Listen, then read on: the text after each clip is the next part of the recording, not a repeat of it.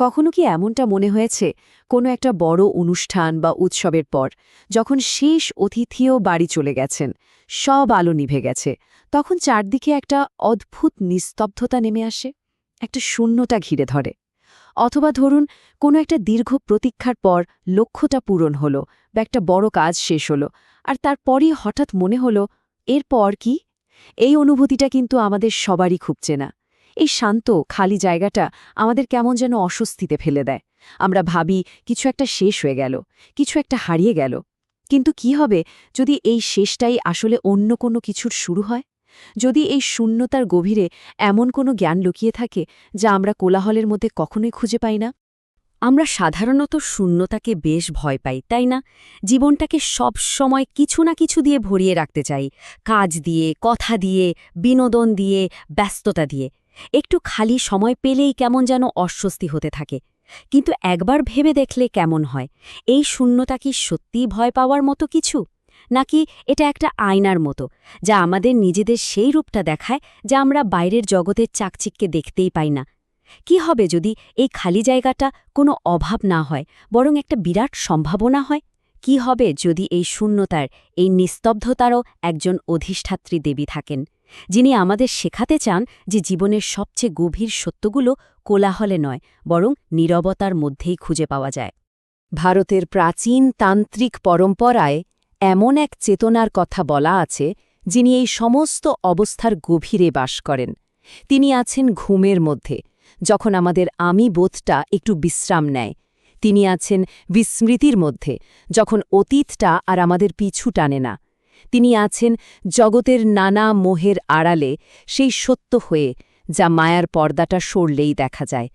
তিনি সেই শক্তি যা সমস্ত পরিচিত রূপ আর নামকে নিজের মধ্যে বিলীন করে নেয়, যখন আমাদের মন একদম শান্ত হয়ে যায়। যোগীরা তাকে বলেন মহিমান্বিত এবং জ্যেষ্ঠা, কারণ তিনি সব কিছুর আগে ছিলেন এবং সব কিছু শেষ হয়ে যাওয়ার পরেও থাকবেন। তার নাম হল ধূমাবতী। ধূম শব্দের অর্থ তো আমরা জানি ধোঁয়া, তাই ধূমাবতী মানে যিনি ধোঁয়ায় গড়া বা ধূম্রময়ী। আচ্ছা, ধোঁয়ার প্রকৃতিটা একবার ভাবুন তো। আগুন যেমন সব কিছুকে স্পষ্ট করে তোলে, আলোকিত করে, ধোঁয়া কিন্তু ঠিক তার উল্টোটা করে। ধোঁয়া আলোকে ঢেকে দেয়, যা স্পষ্ট তাকে ঝাপসা করে দেয়, যা খুব পরিচিত তাকে রহস্যময় করে তোলে। আর এখানেই তার জ্ঞানের প্রথম এবং সবচেয়ে জরুরি সূত্রটা লুকিয়ে আছে। তিনি সেই দেবী নন যিনি আলো নিয়ে আসেন, তিনি হলেন সেই দেবী যিনি ধোঁয়া দিয়ে আমাদের চেনা জগৎটাকে আড়াল করে দেন, যাতে আমরা এক নতুন চোখে দেখতে শিখি। এই স্লাইডের কথাটা কিন্তু খুব গভীর। বলা হচ্ছে তার স্বভাব আলোকিত করা নয়, বরং অস্পষ্ট করা।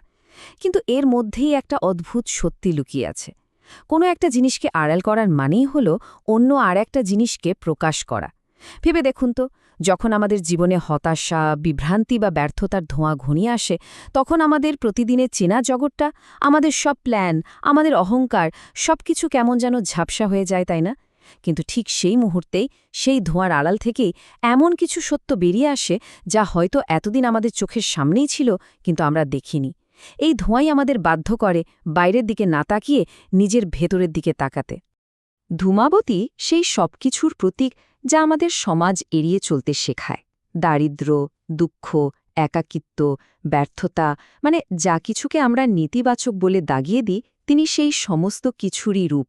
বাইরে থেকে দেখলে তার পরিচয়টা হতাশাজনক মনে হতে পারে, কিন্তু তার আসল উদ্দেশ্য আমাদের ভয় দেখানো নয়। তার উদ্দেশ্য হল জাগতিক চাকচিক্য আর মোহকে আড়াল করে এক গভীরতর সত্যকে সামনে আনা। তিনি আমাদের শেখান যে যা কিছুকে আমরা দুর্বলতা বলে মনে করি, তার মধ্যেই হয়তো লুকিয়ে আছে আমাদের সবচেয়ে বড় শক্তি। তিনি সেই সত্যের দরজা যা কেবল তখনই খোলে যখন আমাদের বানানো সুন্দর পৃথিবীর দেওয়ালগুলো ভেঙে পড়তে শুরু করে। তাকে প্রায়শই পিতামহী সত্তা বা গ্র্যান্ড মাদার স্পিরিট বলা হয়। তিনি সমস্ত দেবীদের মধ্যে সবচেয়ে প্রবীণা, সবচেয়ে বয়স্ক। ঠিক যেমন একজন অভিজ্ঞ দিদিমা বা ঠাকুমা তার নাতি নাতনিদের জীবনের কঠিন কিন্তু জরুরি পাঠগুলো শেখান, ধূমাবতীও আমাদের জন্ম আর মৃত্যুর চরণ শিক্ষাগুলো দেন। তিনি আমাদের অপরিপক্ক ইচ্ছা, রঙিন কল্পনা আর ছেলেমানুষের চাওয়া পাওয়াগুলোকে কঠিন অভিজ্ঞতার মধ্যে দিয়ে শুদ্ধ করে তোলেন। তিনি আমাদের শেখান কোন জিনিসটা সত্যি জরুরি আর কোনটা শুধুই মোহ। তার শিক্ষাটা প্রথমে তেতো লাগতে পারে, কিন্তু শেষে তা অমৃতের মতোই কাজ করে। তাঁর রূপটা কিন্তু আমাদের অহংকারকে ভয় দেখানোর জন্যই। আমাদের মন তো সবসময় বাইরের সৌন্দর্য, আকর্ষণ আর নতুনত্বের পেছনে ছোটে। ধূমাবতী হলেন ঠিক তার বিপরীত। এই ছবিতে দেখুন, তিনি একজন লম্বা, শীর্ণ, বৃদ্ধা বিধবা, যিনি কাকে চিহ্ন দেওয়া একটা রথে বসে আছেন। তার এই রূপ আমাদের জাগতিক সৌন্দর্যের ধারণাকে একবারে ভেঙে চুরমার করে দেয়। তিনি আমাদের বাধ্য করেন বাইরের খোলসটা ছেড়ে ভেতরের সত্যের দিকে তাকাতে। তার রূপ যেন আমাদের প্রশ্ন করে, যখন বাইরের সবকিছু কেড়ে নেওয়া হয়, তখন আর কি বাকি থাকে? তার প্রত্যেকটি প্রতীকের এক একটি গভীর মানে আছে। তিনি একজন বৃদ্ধা এবং বিধবা, যা জাগতিক সমস্ত সম্পর্ক, আসক্তি এবং পরিচয় থেকে মুক্তির প্রতীক। তার কাকসহ রথ অশুভ বা কঠিন সময়ের ইঙ্গিত দেয়। তার পরনে পুরনো ময়লা পোশাক, যা আসলে জাগতিক সম্পদ আর খ্যাতির প্রতি অনাসক্তির চিহ্ন। তিনি ক্ষুধার্ত ও তৃষ্ণার্ত, যা আমাদের অপূর্ণ বাসনার অনন্ত প্রকৃতির কথা মনে করায়। আর তার হাতে থাকে একটি কুলা বা উইনোয়িং ব্যাস্কেট, যেটা খুব গুরুত্বপূর্ণ একটা প্রতীক। কুলা দিয়ে যেমন শস্য থেকে অসার্থুসকে আলাদা করা হয়, ধূমাবতীর জ্ঞানও আমাদের শেখায় কিভাবে জীবনের অভিজ্ঞতা থেকে আসল সত্যকে ভ্রম বা মোহ থেকে আলাদা করতে হয়। তাহলে এই যে শূন্যতার কথা আমরা শুরু থেকে বলছি, এর আসল প্রকৃতিটা কি? এটা কি শুধুই একটা অভাব, একটা খালি জায়গা, নাকি এর থেকেও গভীর কোনো অর্থ আছে? ধূমাবতীর শিক্ষা আমাদের এই প্রশ্নের আরও গভীরে নিয়ে যায়।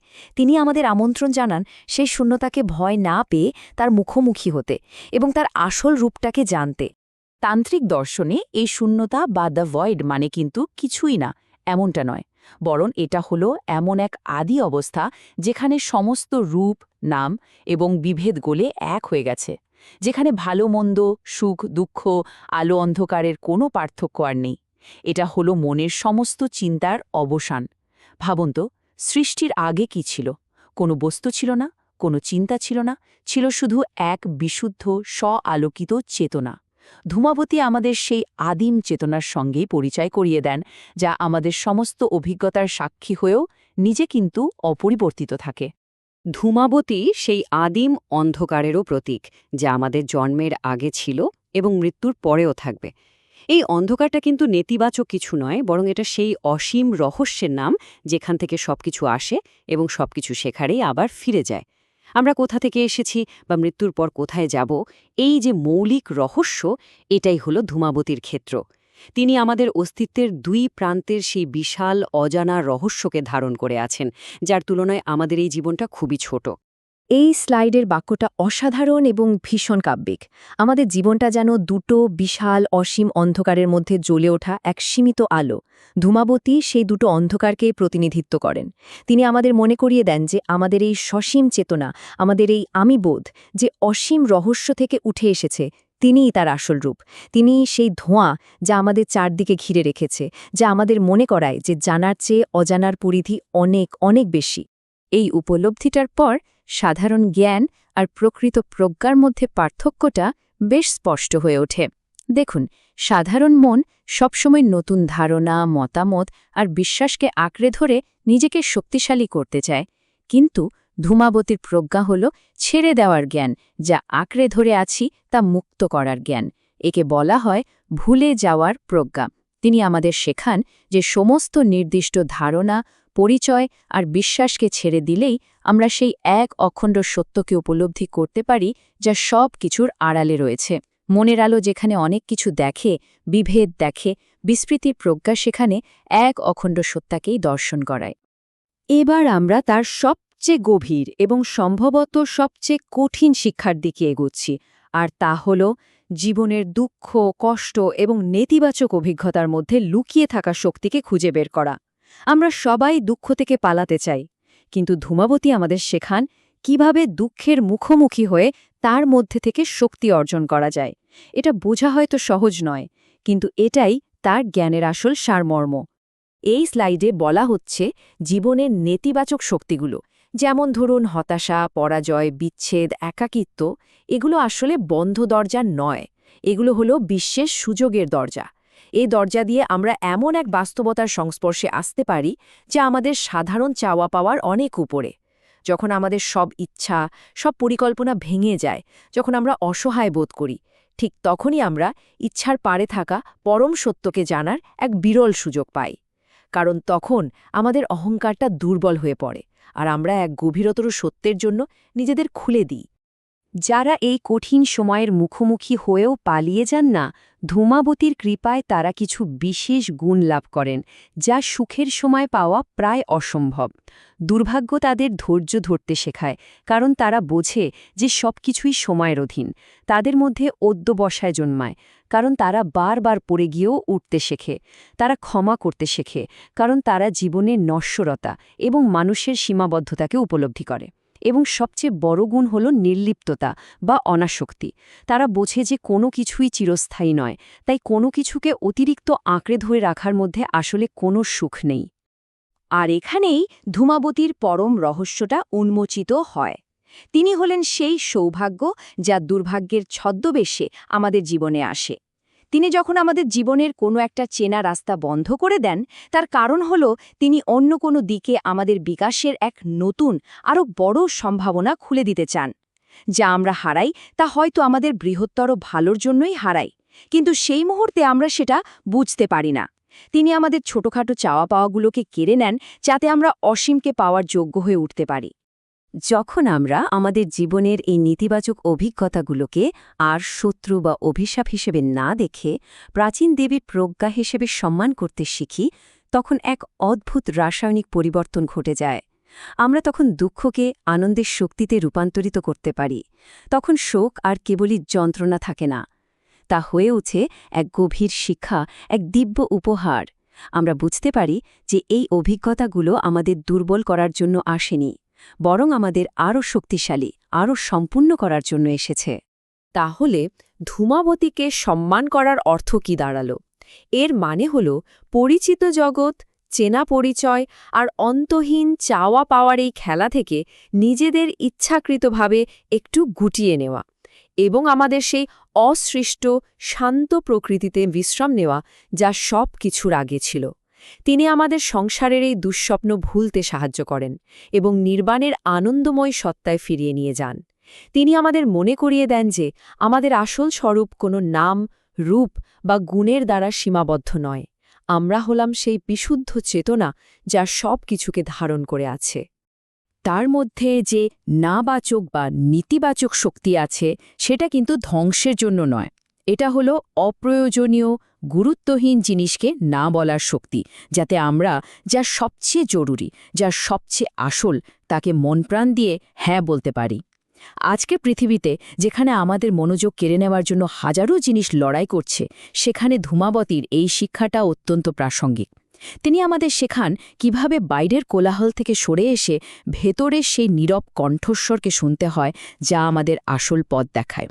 পরিশেষে ধূমাবতী হলেন সেই অনন্ত, নীরব পটভূমি যার ওপর আমাদের জীবনের সমস্ত কোলাহল, সমস্ত নাটক ঘটে চলেছে। তিনি সেই নিস্তব্ধতা যা সব শব্দের আড়ালে থাকে, সেই শূন্যতা যা সব রূপকে ধারণ করে আছে। যখন আমরা অনিশ্চয়তার ধোঁয়ার মধ্যে শান্ত হয়ে বসতে শিখি, যখন আমরা শূন্যতাকে ভয় না পেয়ে তাকে আলিঙ্গন করি, যখন আমরা কিছু না জানার অবস্থাকে মেনে নিতে শিখি, তখনই আমরা প্রকৃত স্বচ্ছতা, প্রকৃত জ্ঞান খুঁজে পাই। তার ধোঁয়া আমাদের অন্ধ করে না, বরং আমাদের এক নতুন দৃষ্টি দেয়। তাহলে প্রশ্নটা আবার সেখানেই ফিরে আসে, যেখান থেকে আমরা শুরু করেছিলাম। জীবনের এই খালি জায়গাগুলোতে, এই নিস্তব্ধ মুহূর্তগুলোতে, এই শেষ হয়ে যাওয়ার অনুভূতিগুলোর মধ্যে কোনো গভীর সত্য আমাদের জন্য অপেক্ষা করছে? হয়তো উত্তরটা বাইরে কোথাও নেই, হয়তো উত্তরটা খোঁজার মধ্যে, সেই শূন্যতার সঙ্গে শান্ত হয়ে বসার মধ্যেই লুকিয়ে আছে জীবনের সবচেয়ে বড় প্রজ্ঞা।